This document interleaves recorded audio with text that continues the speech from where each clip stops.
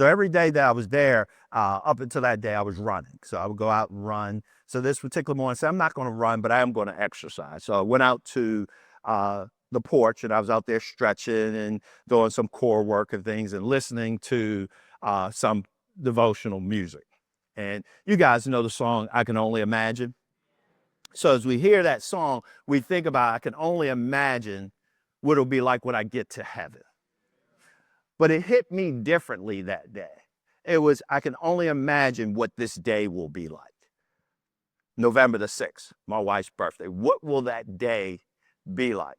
And that song was the first song that came on my devotional playlist while I'm sitting there doing some sit-ups. And then I just looked out. And initially, the day called for rain. But when we went down, I said, we might have to postpone the dedication because it's supposed to rain all day. So I'm laying there doing my sit-ups, and I look out, and we're in a valley. So I see the mountains, and I see the sun. No clouds, no. It was probably one of the most beautiful days while we were there. And I see the sun come up.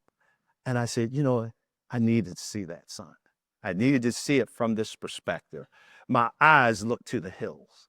Where does my help come from? I rejoice so, this again was not Dwayne. I rejoice. God knew what I needed. I needed to see that the sun was rising. I needed to see the valley, and I needed to see the beauty of that day. And I began to celebrate. I really did. I celebrated knowing that as many hands have gone up, you have lost loved ones. You miss them dearly. That won't change. But I said, but God's still on the throne.